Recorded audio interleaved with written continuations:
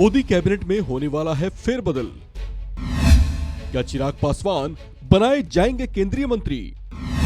क्या बीजेपी चिराग पासवान को कर रही मजबूत?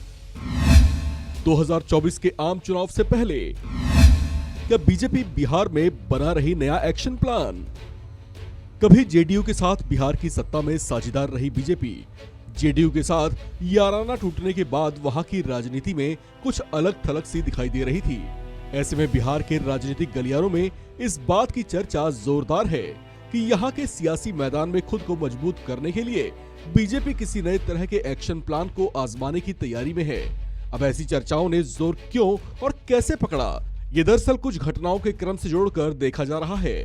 चर्चा ये है कि बीजेपी बिहार में 2024 के आम चुनाव से पहले अपनी स्थिति को मजबूत करना चाहती है। इसके लिए जाहिर है वहां आरजेडी और जेडीयू के गठजोड़ की कोई काट निकालनी पड़ेगी। राजनीतिक पंडितों का कहना है कि इसके लिए हो सकता है कि बीजेपी लोक जनशक्ति पार्टी के अध्यक्ष रहे दिवंगत रामविलास पासवान के बेटे चिराग पासवान के हाथ मजबूत करे। पिछले दिनों चिराग पासवान ने भी बिहार में बिगड़ती कानून व्यवस्था का हवाला देते हुए केंद्रीय गृह मंत्री अमित शाह से बिहार में राष्ट्रपति शासन लगाने की मांग की थी। उन्होंने बिहार में माफियाओं के बढ़ते कदम पर चिंता जाहिर की थी।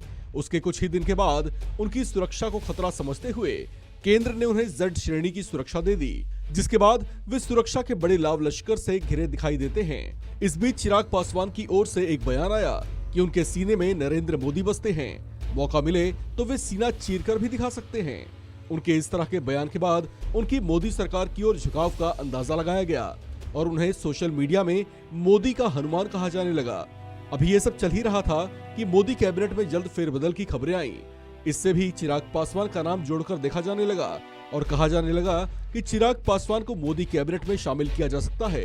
इसके पीछे राजनीतिक गलियारों में चर्चाएं ये हैं कि ऐसा कर बीजेपी कहीं ना कहीं चिराग पासवान के हाथों को मजबूत करना चाहती है, ताकि वे 2024 के चुनाव से पहले बिहार में अपने पिता की साख से फायदा और अपने प्रभाव को बढ़ा सकें।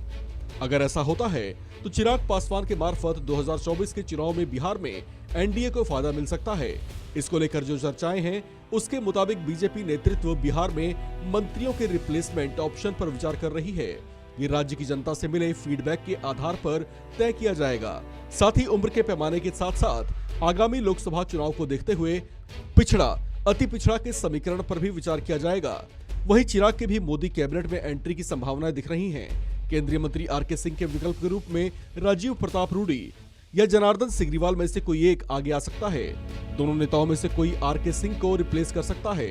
केंद्रीय मंत्री गिरिराज सिंह के विकल्प के तौर पर आरके सिन्हा और विवेक ठाकुर का नाम आ सकता है।